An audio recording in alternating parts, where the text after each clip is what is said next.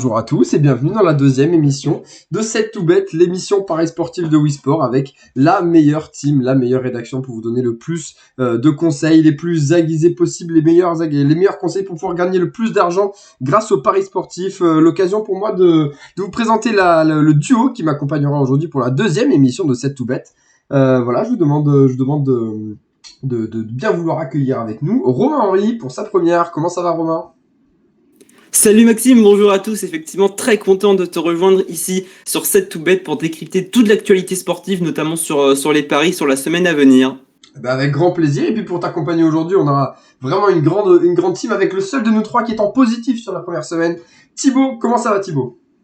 Salut Maxime, ça va super. Salut Romain, salut à tous. Ouais, très heureux d'être avec vous. Effectivement, gros week-end sportif qui nous attend. Je pense qu'on va pouvoir voir ça plus en profondeur tout à l'heure. Et voilà, et puis l'occasion pour moi, la transition est toute faite de revenir un petit peu sur le résultat de la semaine dernière avec, comme j'ai pu le dire en préambule, un Thibaut qui a été bon, hein, plutôt bon. T'es sur le podium de nous 7, Thibaut, bravo, avec un bilan en positif à 7,40 €. Il faut aussi rendre hommage à Morgan, premier, avec 20 € de bénéfice sur la semaine dernière. Auguste, qui fait aussi une bonne semaine avec 10 € de positif. Et puis après, les personnes un peu au fond de la classe, avec Romain et moi, on est en négatif. Mais on va se refaire, et on n'a pas dit notre dernier mot, et je pense que c'est tout positif pour vous parce qu'on a envie de faire remonter notre cagnotte. Sans plus tarder, on va passer tout de suite au premier événement, celui que vous voyez sur l'overlay qu'on vous présente. L'événement qui va marquer le début de l'Euro 2020, qui se déroulera en 2021, l'Euro 2020, et la première affiche qui va lancer cette compétition avec un alléchant Italie-Turquie. Mais pour commencer à parler de ce match-là, Romain Henry, qu'est-ce que tu penses de ce match-là et quel petit tuyau t'as trouvé sur cette affiche ? Oui, ça va être le match d'ouverture, comme tu l'as dit, de cette Euro 2020/2021, donc entre l'Italie et la Turquie. L'Italie, c'est une équipe qui est vraiment en reconstruction. Ça fait plusieurs années qu'ils sont un petit peu au fond du trou. Ils sont en train de rebâtir une équipe aussi assez intéressante qui pourrait viser assez haut les prochaines années. Mais leur adversaire, la Turquie, donc emmenée par Yilmaz et Yazici, notamment les deux Lillois qui ont surperformé cette saison avec le LOSC. Et je pense que la Turquie peut être une équipe qui peut créer la surprise dans cette Euro. Ils ont une attaque très intéressante avec aussi Çalhanoğlu et Karaman qui peuvent se montrer décisifs. C'est pourquoi dans ce match entre la Turquie et l'Italie, je pense que la Turquie va réussir à marquer au moins un but dans la rencontre. C'est coté à 1,79 et je pense que ça va être le très bon coup à prendre de cette partie. Merci beaucoup, Romain, merci. Effectivement, on est d'accord que ça va être un match qui va être ouvert, même si on a l'habitude aussi, on a un peu le cliché d'une équipe d'Italie qui joue plutôt derrière. C'est pas forcément la philosophie de jeu de l'Italie de cette année, qui aura un jeu qui sera plutôt porté vers l'avant, avec une belle équipe, hein, quand même, hein, quand on voit le milieu de terrain, notamment Barella, Jorginho, Locatelli, ça promet pas mal de mouvements, et puis une attaque qui sera toujours intéressante avec les vieux de la vieille, hein, Lorenzo Insigne et Ciro Immobile, accompagnés de la petite révélation de la saison, Domenico Berardi. Thibaut, est-ce que toi tu vois toujours l'Italie, est-ce que tu vois comme Romain l'Italie s'imposer, ou est-ce que tu vois peut-être une petite surprise? Alors Romain effectivement nous a dit que la Turquie allait marquer un but, mais il voit quand même l'Italie favorite. Est-ce que tu vois l'Italie favorite toi aussi, ou est-ce que pour toi la Turquie est capable de créer et de faire la sensation? Alors, dans ce match-là, très honnêtement, moi je vois l'Italie s'imposer, je vois l'Italie bien démarrer chez elle, en plus à Rome, son Euro et même l'Euro de façon générale. Je les trouve super à l'aise en ce moment. J'ai regardé leur match de préparation, ils se sont régalés, tout simplement. 0 but encaissé, énormément de buts marqués. Mais pour autant, je rejoins Romain sur le côté surprise de la Turquie. Et par exemple, je les vois plus loin sur le long terme, peut-être finir deuxième et se qualifier pour les huitièmes de finale. Mais si on reste sur cette rencontre purement et sur cette ouverture d'Euro, je vois l'Italie s'imposer difficilement, mais s'imposer tout de même. Donc, je vais rester plus soft et pronostiquer simplement une victoire de l'Italie à 1,60, je crois. 1,55 pour être précis. Exactement, 1,55, très belle cote, hein, quand même. Faut revenir et dire que l'Italie est favorite de ce match-là, qu'on est sur une rencontre de phase de poule. Alors, on sait que, et on va bien le rappeler, les meilleurs troisièmes passeront, et on peut forcément, sans se projeter, imaginer que l'Italie, en cas de désillusion dans ce premier tour, pourrait quand même figurer parmi les meilleurs troisièmes. Néanmoins, c'est quand même une phase de poule avec uniquement 3 matchs. Il va falloir commencer pied au plancher, tout simplement. Une cote de 1,55 pour un premier match dans une compétition comme celle-ci et à domicile, comme tu le dis, ça peut être effectivement un coup très intéressant. L'occasion pour moi, pour revenir aussi sur les différents paris qui sont proposés par la team de parieurs et notamment par le leader Morgan. On va forcément aller voir un petit peu ce qu'il nous a parié. Et lui Morgan, il voit la victoire de l'Italie. Comme toi Thibaut, mais il va rajouter un petit peu de suspense pour faire gonfler sa cote. Il voit plus de 1,5 but dans ce match. On sait que c'est parfois risqué dans les matchs d'ouverture. Romain, est-ce que tu vois un match ouvert ou est-ce que ça pourrait effectivement, comme le dit Morgan, se jouer à plus de 1,5 but ce match? Je pense que c'est un bon coup qu'il a tenté Morgan. C'est vrai qu'on a toujours ce stéréotype de l'équipe d'Italie qui défend beaucoup, mais je pense que la Turquie va surtout avoir envie de proposer du jeu. Eux, ils ont rien à perdre. C'est une équipe qui va essayer de jouer beaucoup. Donc je pense que oui, ça peut être un match très ouvert avec plusieurs buts. Alors je vois pas forcément un grand festival de buts, mais voilà, un match à 2 ou 3 buts, je pense que ça peut être une option. Et pour revenir sur ce que disait Thibaut, justement sur ce match entre la Turquie et l'Italie, bien sûr qu'on va suivre avec attention. Quand on regarde les matchs amicaux de l'Italie, comme t'en parlais, c'est quand même la République tchèque et Saint-Marin. Donc c'est pas forcément des adversaires de très très haut niveau et qui sont l'équivalent de la Turquie. Après, la défense de l'Italie, c'est Chiellini, c'est Bonucci, c'est quand même des joueurs assez anciens qui n'ont pas forcément montré le niveau en championnat. Donnarumma, qui sera le gardien, est seulement âgé que de 22 ans. Vraiment un renouveau dans ce secteur pour l'Italie, et c'est pour ça justement que je voyais la Turquie marquer au moins un but, mais comme vous l'avez dit messieurs, je pense que l'Italie est quand même favorite pour cette rencontre. Effectivement, et l'occasion pour moi de revenir un petit peu sur la dynamique de l'Italie, hein, vous en parliez tous les deux. L'Italie, sur ses 11 derniers matchs, c'est 10 clean sheets. Et ça, c'est quand même à prendre en compte. Et effectivement, on croit effectivement, Romain, que les Turcs sont capables de marquer un but parce qu'il y a beaucoup de potentiel. Et t'es pas seul à croire ça, hein. J'ai vu tout à l'heure que c'était Auguste qui met les deux équipes qui marquent, cote de 2,30. C'est quand même une cote très intéressante. Par contre, comme l'a bien souligné tout à l'heure Thibaut, il faut pas oublier que l'Italie, c'est une défense qui est quand même très hermétique et qui, même si c'était face à Saint-Marin et face à la République tchèque, est capable aussi de garder la cage italienne inviolée. Est-ce que vous auriez des individualités à ressortir de ce match? Est-ce que Thibaut, toi, t'aurais pourquoi pas un petit favori du côté italien ou du côté turc pour s'illustrer dans cette rencontre? Peut-être si je tenterais un gros risque, parce que certes je vois l'Italie s'imposer, mais je serais pas étonné de voir la Turquie marquer. Évidemment, qui dit Turquie dit Bourak en ce moment. Je pense que ça paraît assez évident. Et chez les Italiens, pourquoi pas une surprise, un petit Jorginho ou un petit but d'un milieu de terrain sur un cafouillage, histoire de changer et pas toujours mettre les mêmes buteurs. Et oui, et l'occasion pour moi peut-être de lancer une petite réflexion. Est-ce que ce sera Jorginho qui tirera les pénaltys de la sélection italienne? C'est une bonne question. Je pense que oui, mais et c'est peut-être un penalty à un moment dans le match, ce serait pas étonnant. Et également aussi l'occasion de revenir sur ton pari, hein. Alors Jorginho, la cote c'est 7,50. Très intéressant, on verra si l'un de vous, une autre personne de la rédaction l'a mis en pari de folie. Burak Yilmaz, c'est 6 la cote pour le Turc, donc pour quelqu'un qui est en grande forme, même si c'est face à une défense qui est relativement hermétique, une cote de 6 pour un buteur et qui est le premier buteur pour les Turcs, en tout cas au niveau des cotes, c'est quand même très intéressant. Et tant qu'on est sur un pari de folie, moi c'est pas un pari de folie, malheureusement je l'aurais bien vu dans cette catégorie, mais j'ai préféré rester sage et le mettre quand même dans mes paris là. Et mon pari sur ce match là, c'est le 1-0 pour l'Italie. Parce que l'Italie, et même si les stéréotypes ne sont pas tout le temps vérifiés dans la vie, est une équipe qui joue très bien, défend très bien et est capable de, une fois qu'ils ont ouvert le score, fermer la maison, fermer la boutique et puis arriver à conserver ce score-là en se disant que c'est uniquement avec une victoire 1-0 que la qualification est déjà actée. Ça me paraîtrait pas impossible que l'Italie s'impose 1-0 et la cote de 4,50 elle était très très très tentante et c'est pour ça que j'ai décidé de la jouer. On a fait le tour sur cette rencontre, on a vu que vous voyez effectivement pas non plus une orgie de buts et peut-être qu'on peut revenir sur le dernier pari de la rédaction avec lequel on n'a pas encore discuté, Romain Giton qui voit l'Italie et moins 3,5 buts. C'est peut-être l'un des paris les plus sûrs de ceux qu'on a vus, hormis l'Italie tout seul. L'Italie est moins 3,5, c'est 1,80. Ça peut être pas mal pour presque doubler la mise. L'occasion pour moi de faire la transition, une transition qui est absolument pas naturelle, mais qui va être celle d'aujourd'hui. On passe de l'Euro 2020 au Playoff NBA avec une affiche, un magnifique duel qui anime nos nuits américaines, et un Game 2 qui s'est déroulé cette nuit avec une démonstration des Suns face aux Nuggets.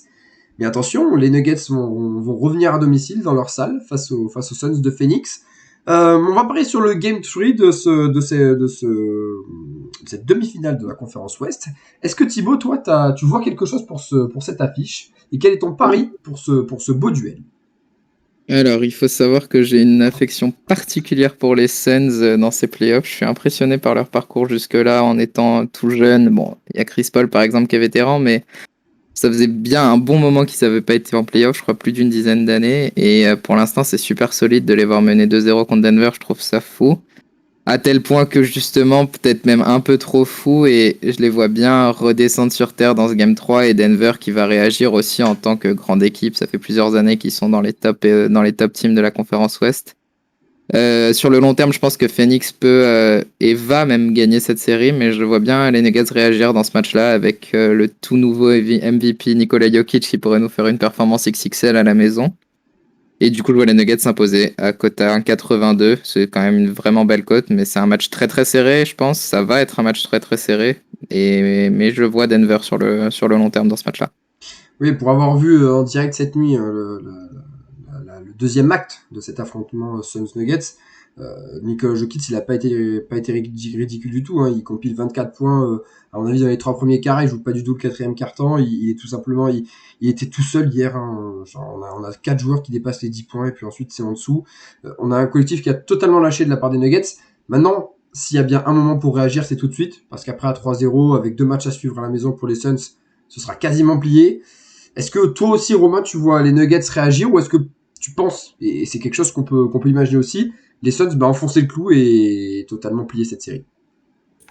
Non, moi je rejoins ce que disait Thibaut, justement. Je pense que Denver, les Nuggets, c'est une très bonne équipe qui est au niveau depuis plusieurs années. Certes, ils ont pris quand même 2 défaites assez lourdes contre les Nuggets, notamment ces nuits comme 123-98. Faut le rappeler, c'est quand même presque, ouais, c'est 25 points d'écart, c'est quand même beaucoup en playoff. Ils ont même pas marqué 100 points. Donc je pense que justement sur leur parquet à domicile, ils vont vraiment se ressaisir, et c'est pour ça que moi, tout comme Thibaut, je vois une victoire de Denver face au Phoenix. Oui, elle est cotée à 1,78. Bon, je l'avais un petit peu plus bas que Thibaut, mais je pense que les Denver vont se relancer dans ces playoffs. Peut-être pas la victoire au final. On a vu les Phoenix quand même très très imposants sur les 2 matchs, donc je pense qu'ils vont quand même remporter la victoire au final, mais je pense que pour ce 3e match, Denver va repartir avec la victoire.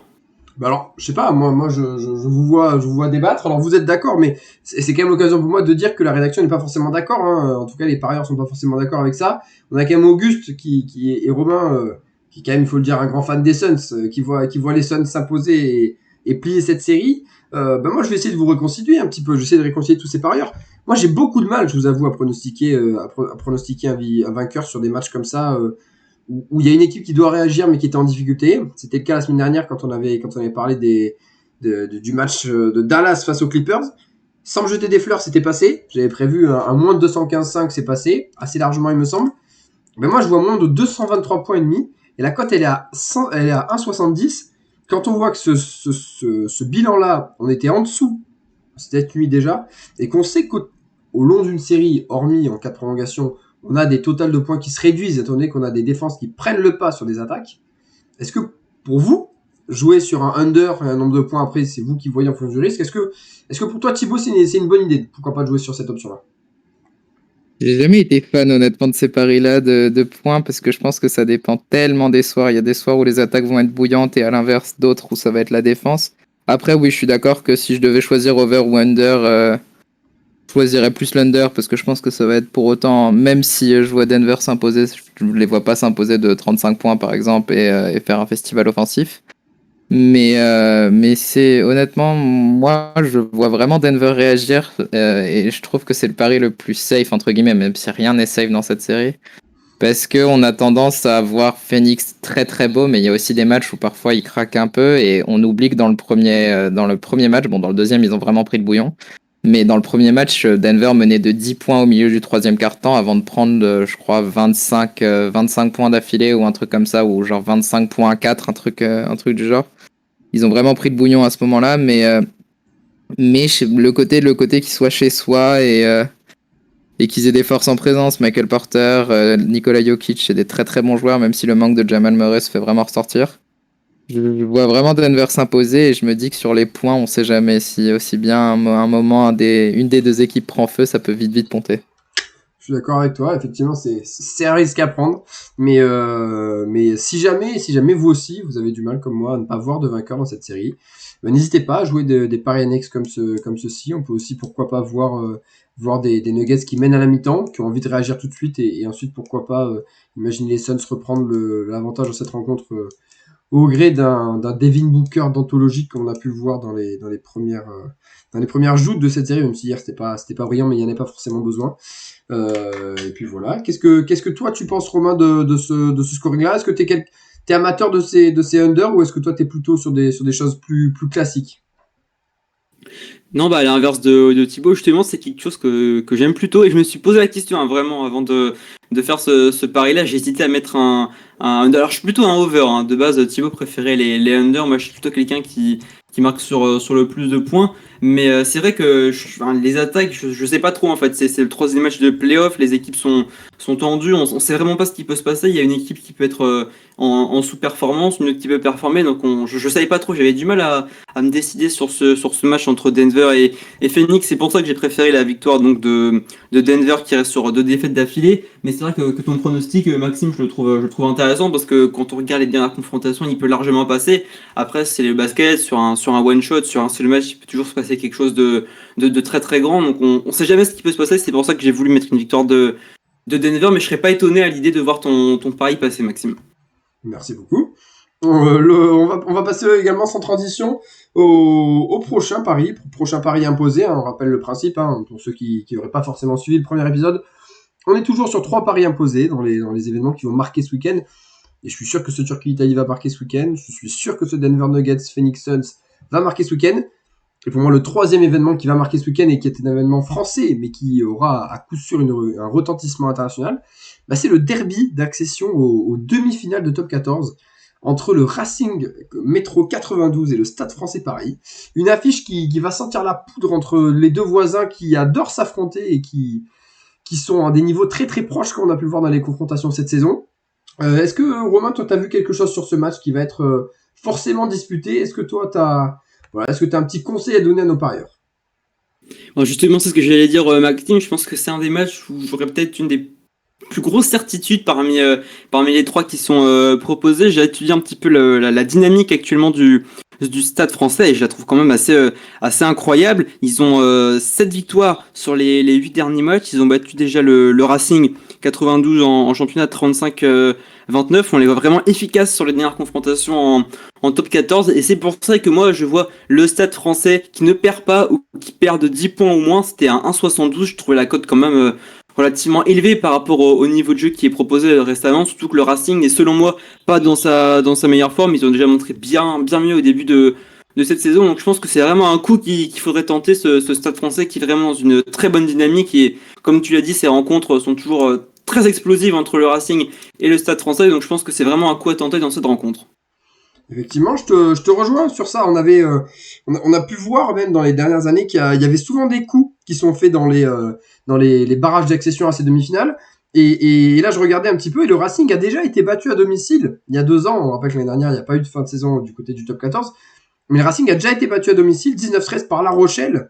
La Rochelle qui était un petit peu dans la même dynamique que le Stade Français, qui s'était imposé notamment sur un score très fleuve lors de la dernière journée de championnat. Le Stade Français, pour vous remettre un petit peu dans le contexte, hein, si vous ne suivez pas forcément le top 14, le Stade Français s'est imposé au bénéfice de la victoire de Castres face au RC Toulon dans les dernières secondes la semaine dernière, grâce à un Joris Second phénoménal, les joueurs parisiens qui sont passés par tous les états. Et effectivement, je vois le Stade Français bah, forcément être dans le match. Après, ça rejoint pas forcément mon pari. Hein. Mon pari, moi, je vois le Racing s'imposer par au moins 9 points. Alors, on peut s'accorder, hein, si jamais le Racing gagne de 9 points. Romain, on aura raison tous les deux. Je suis d'accord. La cote, elle est à 1,68 et ça me permettait de grossir. Un petit peu une cote fébrile, hein, si j'allais dire, si je puis dire, du Racing tout seul. Hein, de mémoire, la cote est autour des 1,30. Mais j'ai beaucoup de mal, néanmoins, à imaginer le Racing s'incliner. Hein, Romain, on a beau pas être dynamique. Le Racing, c'est quand même très très fort cette saison. C'est extrêmement puissant et moi je pense que ça a plus d'expérience collective que le Stade Français qui, malgré un très haut parcours, hein, je le dénigre pas, devrait pour moi s'incliner du côté de l'Arena du Racing.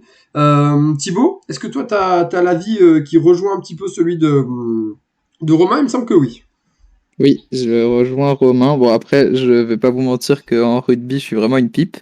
Mais, euh, mais de ce que j'ai vu et de ce que je regarde au quotidien, là, j'ai regardé par exemple la dernière journée et j'ai hâte de voir les matchs du week-end. Et étant assez attaché au Stade Français depuis tout petit parce que la famille est fan, tout ça, c'est pas vraiment une analyse, mais c'est plus le pari du cœur.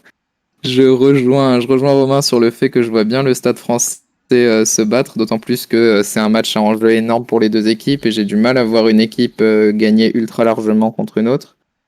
Et donc j'ai rejoint le pari de Romain, même un tout petit peu plus risqué, puisque j'ai mis le Stade Français qui gagne ou qui perd de 8 points maximum, cote à 1,79 si je me trompe pas.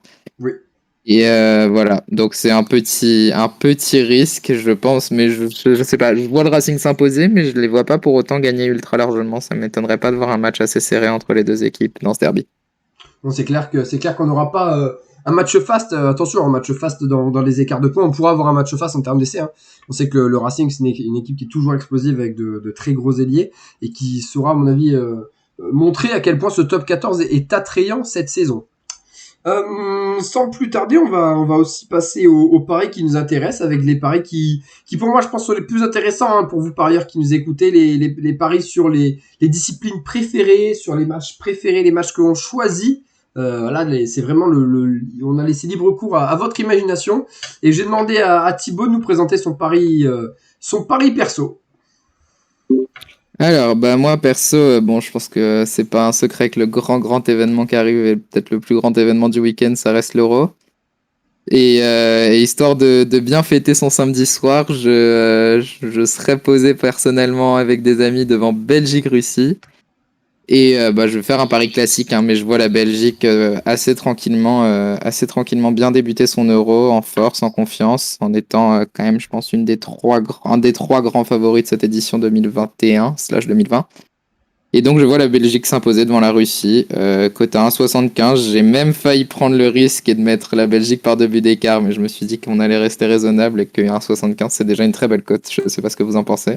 Ah oui, oui, on va pas t'en demander beaucoup plus. C'est une belle cote, surtout pour une sélection comme la Belgique, qui, comme tu le dis, fait partie des favorites de l'Euro, compte tenu également des différentes actualités qui frappent les sélections européennes et notamment la sélection espagnole. C'est une très belle cote, hein. Et quand on voit la Belgique, je sais pas ce que t'en penses, Romain, mais on peut partager l'analyse de Thibaut.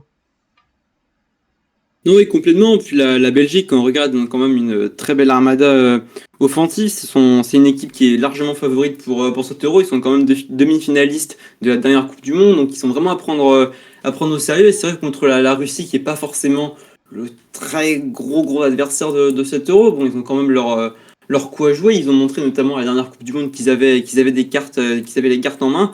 Mais bon, après, voilà, je pense que la Belgique va quand même assurer et remporter cette rencontre. Eh ben, sans plus tarder, on était sur le match du samedi soir. Hein. Thibaut nous racontait ce qu'il allait faire ce samedi soir. Bah, je crois que Romain, toi, tu sais ce que tu fais dimanche soir. Et oui, dimanche soir, on reste toujours du côté de l'Euro dans ce groupe C entre les Pays-Bas et l'Ukraine. Alors, j'ai pas pris une cote très élevée parce que, bon, la semaine dernière, vous avez dû le voir dans les résultats de cette poupette. J'ai malheureusement réalisé un résultat assez mauvais. Donc, j'ai voulu me rattraper. J'ai pris une cote relativement safe dans le match entre les Pays-Bas et l'Ukraine. On sait que les Pays-Bas sont quand même les grands favoris de ce groupe. L'Ukraine est un petit peu plus en difficulté. C'est pas une équipe qu'on attend. Ils ont des forces offensives, mais qui sont pas toujours au haut niveau. C'est pour ça que pour moi, dans ce match, les deux équipes ne marqueront pas. Je vois bien les Pays-Bas l'emporter 1-0, 2-0, voire 3-0. Donc c'est pour ça que je pense que les deux équipes ne marqueront pas dans cette rencontre. C'était coté à 1,5. C'est une cote assez faible, hein, qui est largement en dessous de celle de Thibaut. Mais j'ai vraiment voulu assurer la mise en pariant sur les deux équipes qui ne marquent pas. Merci beaucoup. On est sur des paris qui se tiennent hein, pour l'instant, hein, messieurs. Hein. On prend pas beaucoup de risques, mais ça pourrait payer avec des cotes qui sont intéressantes, toujours en dessous de 2. Mais on sait que des cotes qui sont en dessous de 2, bah, c'est normalement des choses qui ont plus de 50% de chances de se réaliser. Hein, pour vous, par ailleurs, j'en profite pourquoi pas pour faire le petit instant mathématique de cette émission Paris Sportif. Si vous aussi vous aimez les paris, si vous aussi vous fonctionnez en réfléchissant et en disant en se demandant ok est-ce que c'est un value bet hein, comme on dit dans le jargon, est-ce que c'est un pari qui vaut le coup d'être joué. Eh ben, la technique la plus simple c'est de vous donner un pourcentage pour vous. Quel est le pourcentage qu'a cet événement de se réaliser. j'en sais rien, si la Belgique pour vous a 60% de chances de se qualifier, en tout cas de remporter sa rencontre, bah vous faites 1 divisé par donc votre 60%, donc 1,6, et ensuite vous arrivez donc sur la cote que vous voulez obtenir. Donc si on arrive donc à une cote de 1 divisé donc de 1 donc 1,70, si je me trompe bien tout à l'heure, on arrive sur 58% de chance. Donc si pour vous voyez la Belgique s'imposer avec 55%, bah c'est que pour vous le pari est à value bet. Donc on fera le petit point également sur l'article qui accompagne ce live, mais n'oubliez pas, on peut toujours en probabilité du côté des paris sportifs. Donc voilà pour le petit point matheux. On va passer tout de suite au pari de folie. J'ai pas parlé de mon pari de fer perso parce qu'on va en beaucoup parler de ce match-là. Et alors c'est assez surprenant, mais le match qui a attiré le plus les faveurs de nos compétiteurs, eh ben c'est ce Pays de Galles-Suisse, avec notamment Romain, notamment Flavien, notamment le Romain Giton également, en plus de Romain Henry, qui ont élu ce match comme le match le plus intéressant sur lequel parier. Romain Henry, qu'est-ce que tu peux nous dire de ce match-là et quel est ton coup de folie? Alors oui, j'ai choisi de parier sur ce match entre le Pays de Galles donc, et la Suisse dans ce coup de folie. Tout d'abord, on a pu voir notamment le Pays de Galles, pardon, face à la France, c'était quand même relativement pauvre sur le plan offensif. Il y a pas eu beaucoup de mouvements. Certes, c'était la France qui était en face, mais j'ai vraiment pas beaucoup trouvé de points positifs à cette attaque. La Suisse, d'un côté, on la connaît, c'est une équipe qui parfois peut se montrer très virevoltante, mais le match après peut se montrer vraiment en difficulté. C'est pour ça, je pense que le coup qui peut être à tenter dans cette rencontre, surtout qu'on sait, il faut le noter, c'est la première journée de cet Euro. Les équipes seront pas forcément à leur maximum, et je pense qu'avant tout, les équipes préféreront ne pas perdre avant de gagner. Donc c'est pourquoi je vois un 0-0 entre le Pays de Galles et la Suisse dans ce match d'ouverture, donc pour les deux équipes, coté à 5,8. Voilà, je pense que ça peut être intéressant à tenter, et je crois d'ailleurs que Thibaut a également mis ce match comme coup de folie, mais moi je vois bien un 0-0 entre les deux équipes pour démarrer leur compétition, surtout qu'elles ne sont pas forcément les favoris de leur groupe, avec notamment l'Italie et la Turquie qui seront les favoris. Peut-être qu'ils se disputeront la place de meilleur troisième ou créer une surprise, mais je vois bien un 0-0 entre les deux équipes. C'est un petit peu mon feeling perso de ce week-end. Merci Romain. Je regardais un petit peu les dernières performances de la Suisse en ouverture de l'Euro pour l'instant. Très peu de buts, ça vous rejoint. C'était 1-0, 0-1 sur les 2 euros, les euros auxquels la Suisse a participé, c'est-à-dire 2016 pardon, et 2008. Elle n'était pas présente en 2012. Effectivement, il y a très peu de buts. Alors on pourrait arriver sur ce 0-0. Thibaut nous amène l'autre option qui voit un match nul entre le Pays de Galles et la Suisse. Ouais, moi, honnêtement, c'est un peu proche. Je vois exactement le même scénario, un match ultra fermé, peut-être pas le match le plus excitant à regarder, mais j'ai juste mis un partout au lieu de 0-0 parce que un penalty ou un but sur corner ou un cafouillage dans la surface, quelque chose qui fait que peut-être, par exemple, j'estime la Suisse un peu au-dessus et je vois bien un scénario de match où le Pays de Galles, on sait pas trop comment, va se retrouver à mener dans un match ultra fermé et la Suisse qui va réussir à égaliser sans pour autant aller chercher la victoire. Mais honnêtement, je l'ai mis un partout pour tenter le coup de folie, mais le 0-0 en est tout autant improbable. Je vois un match très très fermé. Ouais, et puis l'horaire va pas aider, On est d'accord, on est des spécialistes aussi de la Ligue 1. Match à 13h, bon, c'est jamais simple à appréhender. Là, match à 15h, excusez-moi, match à 15h.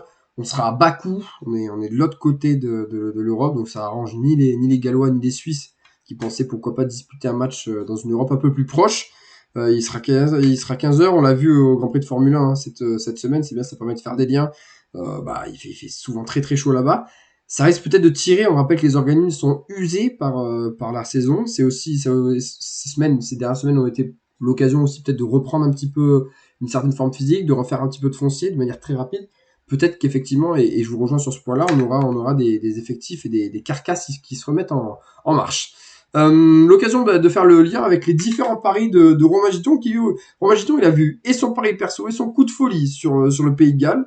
Il voit le Pays de Galles qui ne perd pas, code de 1,64, on n'en a pas forcément parlé, mais la Suisse qui ne s'impose pas à côté 1,64, ça peut être intéressant quand on voit et vous dites que ce match peut être serré.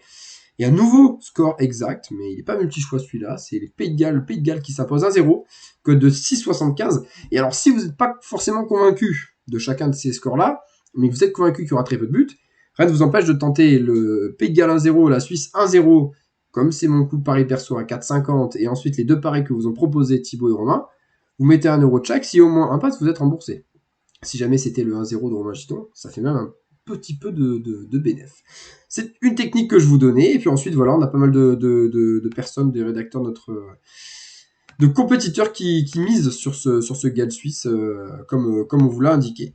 Moi, je vais faire un petit tour. On va repasser avant de repartir et de terminer par autre chose, par le rugby, deuxième barrage d'accession à ces demi-finales de top 14, cette fois entre deux équipes qui sont pour un duel peut-être un peu moins déséquilibré, même si je sais que pour vous le premier duel ne l'était pas forcément, entre l'ASM Clermont-Auvergne qui a fait une très bonne figure dans cette fin de saison, mais qui finalement va être obligé de passer par les playoffs, et l'ASM Clermont-Auvergne qui se déplace du côté de Bordeaux-Bègles. Et moi, je vois clairement dans une bien meilleure dynamique que l'UBB. Alors oui, c'est pas forcément flamboyant, clairement, à l'extérieur, notamment avec des défaites à Toulouse, au Racing, au Loup.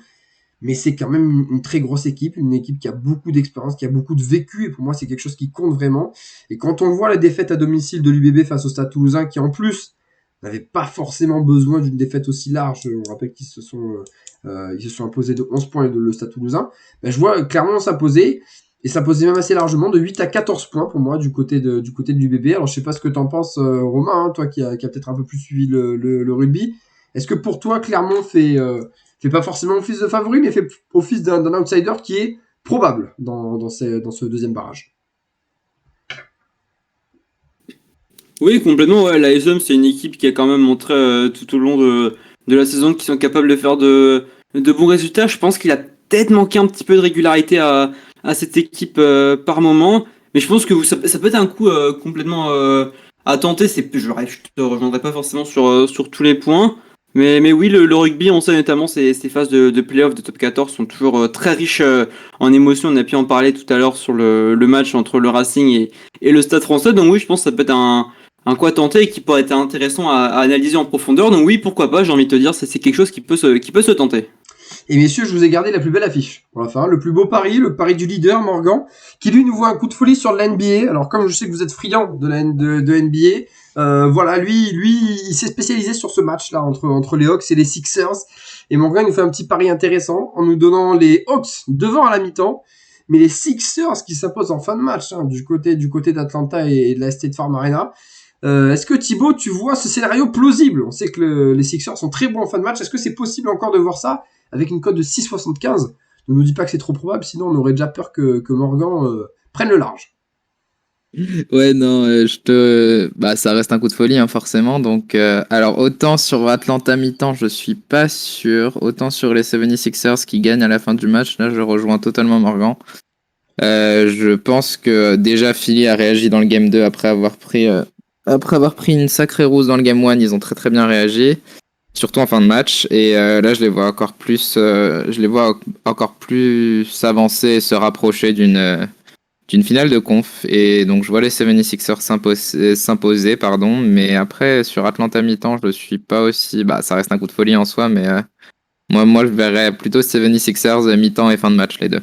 Je pense qu'il s'appuie surtout sur les derniers matchs, hein. On voit sur les derniers matchs et même sur les défaites. Alors, la dernière défaite à Philadelphie, effectivement, ils sont, j'allais dire pas loin, ils sont à 2 petits points à la mi-temps, les Hawks, donc bon, c'est pas forcément très loin. On voit qu'ils reviennent très fort souvent à la mi-temps. Et la seule autre défaite de leur série de playoffs pour l'instant depuis le début, aux Knicks, ils étaient devant à la mi-temps, ils menaient assez largement d'ailleurs, ils menaient de 13 points à la mi-temps. Donc ça peut être effectivement un coup intéressant pour une équipe qui, peut-être par manque de collectif et parce qu'elle se repose surtout sur un Trae Young et son adresse au shoot, qui a souvent tendance à crier dans le quatrième. Est-ce que Romain, t'y crois, toi, à ce pari de folie? Est-ce qu'il te fait regretter ton petit coup de folie sur Pays de Galles Suisse, là? Alors non, il me fait pas regretter, mais c'est vrai que c'est quelque chose qui peut vraiment se passer. Vous l'avez dit, messieurs, sur les derniers matchs des Sixers et des Hawks, c'est déjà arrivé. La confrontation est relativement serrée entre les deux franchises. Donc oui, je pense que Morgan, qui plus est, qui est leader, a tenté ce coup de folie. Après, je rejoins quand même Thibaut, j'ai du mal à voir les Hawks mener à la mi-temps. Et bon, c'est arrivé quand même cette saison, vous l'avez dit, notamment dans ces playoffs face aux Knicks, Donc bon, c'est un coup de folie, c'est quelque chose à tenter et c'est faisable, c'est plausible. Donc Morgan a pris des risques, mais je pense qu'ils peuvent payer. Mais pour répondre à ta question, Maxime, non, je ne regrette pas quand même mon coup de folie et je pense qu'on va bien s'amuser dimanche soir quand on va voir un 0-0 entre le Pays de Galles et la Suisse. Ah, bah, merci beaucoup Romain. Ça fait plaisir de t'entendre aussi sûr de toi sur ce pari-là. L'occasion pour moi de revenir sur les beaux paris qui sont passés la semaine dernière. On va un petit peu revenir sur les belles réussites, hein, avec notamment Auguste qui nous avait prédit le match nul entre l'Espagne et le Portugal. Il a passé une cote à 3,35. Auguste pour son pari perso et qui l'a amené très loin. Le 3 sur 5 de Morgan qui malgré son coup de folie, match nul entre Mavs et Clippers, c'est finalement largement imposé, hein, dans cette compétition, il faut l'avouer, hein, quand même, messieurs, et qui passait même très très proche d'un sacré braquage avec la victoire de Verstappen, avec, pour ceux qui ont regardé le Grand Prix, on était à 3 tours tout simplement d'un braquage de Morgan qui aurait pris presque 100 € de bénéfice sur cette première journée. Voilà, et puis l'occasion pour moi de vous remercier tous ceux qui ont écouté notre première émission, et puis on vous invite à podcaster la première si vous l'avez pas fait et que vous êtes en train d'écouter celle-ci. Merci beaucoup messieurs, merci beaucoup Romain, merci beaucoup Thibaut. On se retrouve la semaine prochaine avec, je l'espère, un bilan encore plus positif pour nous tous et surtout pour Romain et moi-même. Bonne fin de vendredi, bonne après-midi à tous. Au revoir tout le monde.